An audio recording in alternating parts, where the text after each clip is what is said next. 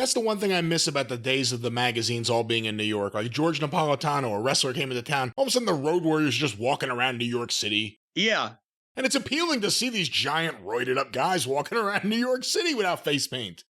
I love that stuff. See, I did the same thing, but down here it was like when, handsome Jimmy Valiant at the Dyersburg, Tennessee County Fair or whatever, trying to win stuffed animals. Oh, me. How big was it if you did you really walk around the fair with Jimmy Valiant? Oh, yeah. How big a deal was it for him to be walking around the fair? Oh, the people went crazy. That was the thing is, with the spot shows in the summertime, a lot of them would be at fairs because they would buy the show. It'd be $2,500, $3,000 for a, spot show that probably wouldn't draw that at the gate at $5 and $6 tickets back in those days of some of these small towns.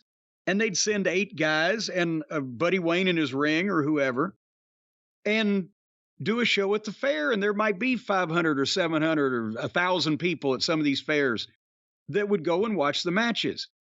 But if the guys got there early, Handsome was always one to take pictures because the crazier his pictures, the wilder, the more on location shit. He's doing wacky things. Handsome Jimmy Valiant's, as a babyface, his gimmick then in Tennessee was, like if you could believe Seth Rollins was really on acid instead of just pretending badly and he was just a crazy guy, they loved Jimmy for that. So one day I have pictures of him with these giant stuffed bears and fucking shooting the goddamn water in the clown's mouth. And we'd go around to all the booths and all the rides, and he'd just take wacky pictures, and we'd sell hundreds of them on the fucking gimmick table.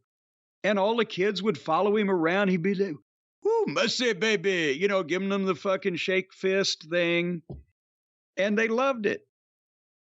And then he'd go and have a match where he would tear the fucking, well, not the house down. We were outside, but the people go crazy. He might take fucking 4 bumps. I was going to say, did anyone ever, whenever you hear about people like coming up to wrestlers, like, I know it's fake, you're not tough, whatever it is, and then they get their ass kicked. Did anyone ever do that to Jimmy Valiant, or was he always just so ridiculous that it kind of diffused any situation that could happen? Well, I mean, here's the thing. Not only, yes, that somewhat. Secondly, if you're in, the Muhlenberg County Fair in fucking Central City, Kentucky or whatever, the people, it's a TV star. They're coming up to ask for his autograph or the guys are going, "Hey, Handsome, whoo, mercy." They're doing his thing. And the kids think he's cool because he dances and plays his music on TV.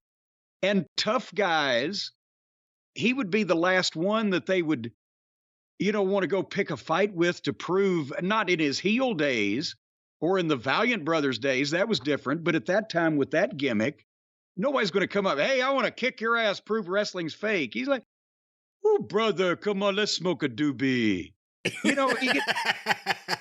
So that was, Jimmy was bulletproof with that. And that's why he switched back and forth from heel to babyface, so easily because he was a personality and that kind of thing got over. But nobody. Now, when the Valiant Brothers were hot, I'm sure they wanted to cut him.